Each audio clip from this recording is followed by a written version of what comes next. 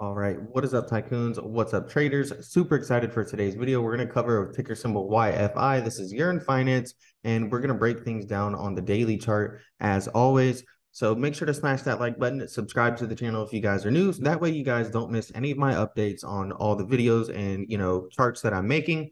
If you missed the last video, you might have missed this cup and handle pattern. As you can see, we actually rallied and came right up to our bullish price target here of 10,931.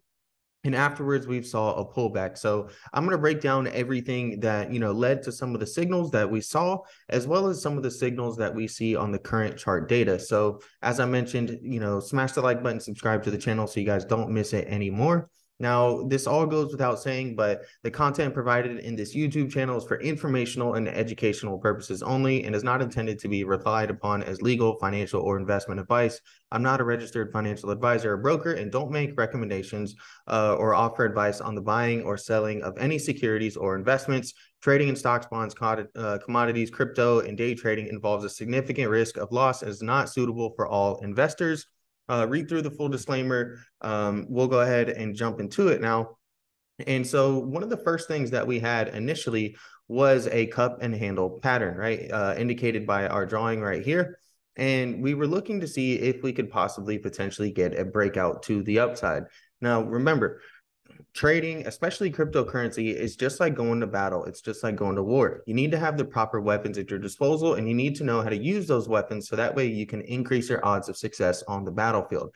So what I'm going to do is go over how I come up with some of the key levels of support and resistance, as well as the bullish price targets, and also go over something known as divergence. In this case, bullish divergence and bearish divergence all along the RSI. So let's actually go ahead and begin with that. So if you take a look here, we have what's known as a low and then a lower low, right? So clearly the token was in a downtrend, but your RSI, we had a low at the same point and a higher low. So we've actually increased in relative strength as the price of the token has gone down. This is a term known as bullish divergence, and this is something that traders look at as a possible indication we could see some type of bullish activity in the future. Now, this is right here at the very beginning of 2023. A lot of crypto had a very similar setup. And, since the year has started, cryptocurrency has been on a really big rally in general, including Yearn Finance, right? Including ticker symbol YFI. So what I mentioned is we were going to, look for this move. We had some major resistance as well as bearish divergence here at 8204. And a bearish divergence is going to be very similar, but the opposite. So in this case, we had a high and we're making these higher highs, right? So the token's in an uptrend now. But if you look at your RSI again, we're making a high here, a lower high, and then more lower highs. We're actually losing relative strength as we're going up in price. And you can see that we're rejecting our 50% retracement level here at 8204. And we got a strong move to the downside. Now, what we did was we actually held our major support level of 65.49, which is our 50% retracement level as well. So if you're wondering what I mean by retracement levels, right, in these three yellow lines right here, what these are is these are the three most common and well-respected Fibonacci retracement levels. And you use these to identify trend continuation versus trend reversals. All right, because nothing moves in a straight line down and nothing moves in a straight line up. Rather, you get a move down retracement continuation of the trend, or you can get a move up retracement continuation of that trend. Right. And so that's what we were looking for initially here with this bounce off of 65.49. We had a very strong move up since the beginning of the year. We rejected a major resistance level. And if we pulled back and held above our three major retracement levels, ultimately we were going to look for that trend continuation and for it to hit our bullish price targets up here at 10,931. Now, obviously that happened. Hindsight is 2020, but I was putting this information out here for free, back in this time period over here. All right, so now what we're looking for, and the reason that these were the major resistance levels, okay, is because we had a much larger downtrend that we were in after putting in this bottom. So all of this up here was healthy retracement territory to possibly continue the trend, but we needed to break below our major retracement levels to spot any type of downside reversal, right? So I mentioned using them for trend continuation like this and as well like this. You can also use it to spot reversals, right? So if you move up, retrace, consolidate, and break through those major retracement levels, that's how you can spot a potential downside reversal. And if you're able to move down, retrace, consolidate, and break through those retracement levels, that's how you can spot a potential upside reversal, right? So we had the really big downtrend. We came to our retracement levels, and look at what we did. We consolidated and then broke through those retracement levels, right? So, these are some of the strategies that I'm using in here, okay? Now, one thing that I did mention when it comes to that bearish divergence trend line is that initially what you wanted to see, okay, for another bullish move is you want to see the breakout, but you don't want to see a look above and fail, which is something that I mentioned in a few of my videos, because a look above and fail is very significant.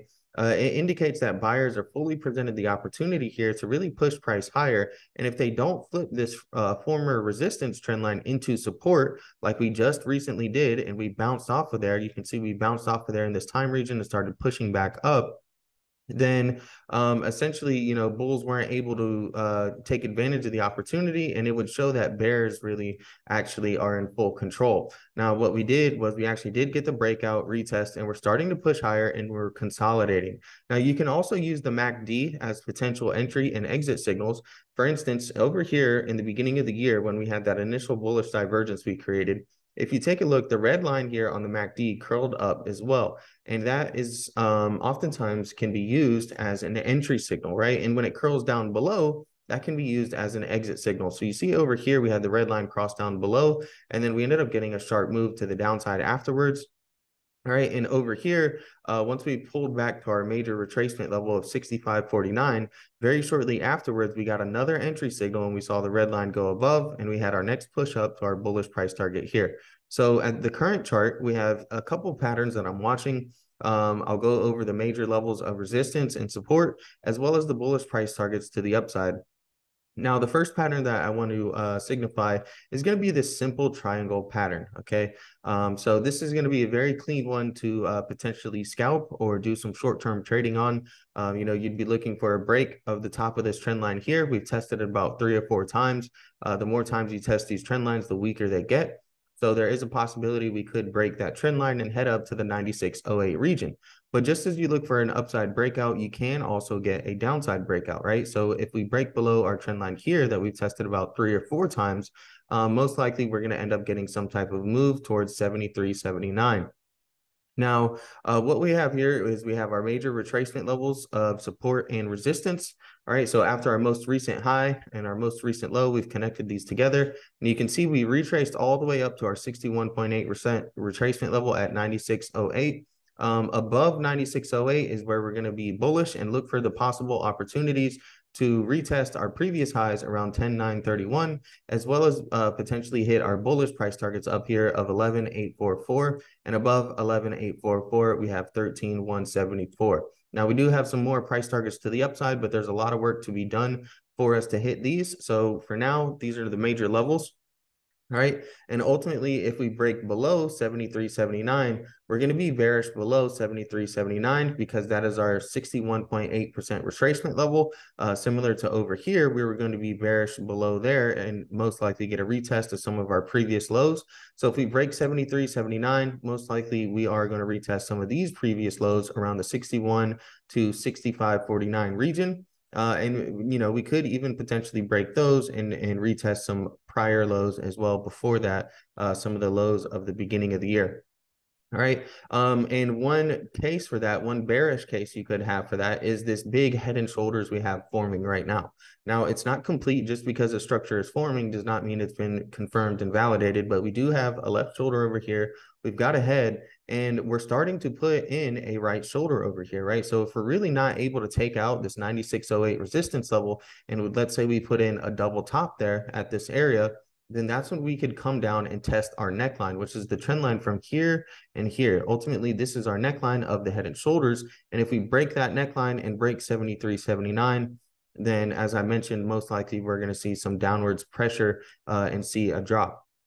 All right, now the initial bullish divergence that we bounced off of in the beginning of the year, I want you guys to see that we bounced off of the trend line here, and we also bounced off of it again here. So look at how clean the two trend lines really formed together to really give us a big area of support on the RSI. Remember, we had the breakout looking for a retest here, and then we also had that initial bullish divergence we were bouncing off of. They both intertwined together right here. And you can see we're hugging that trend line of support. So pay close attention to that. If we break below this bullish divergence trend line, most likely we're going to see a breakdown towards our 73.79 area. But if we continue to bounce off of here, then we do have the chance to continue heading up higher. Now, the MACD I mentioned as well, we have some questions right now because see how it's very flat and curling? Typically, this leads to a big move. Now, you can't predict whether the move is going to be up or down, but it's squeezing very hard right now. And we're going to be paying close attention to see if it possibly gives us an entry signal to the upside, or if it curls down below and possibly gives us an exit signal to the downside. So that's something that I'm really going to pay, lots of attention to, as well as some of these different chart patterns that I mentioned. Hopefully you learned something new in this video. And if you did, smash that like button, subscribe to the channel so you guys don't miss any more of the updates, and I'm out.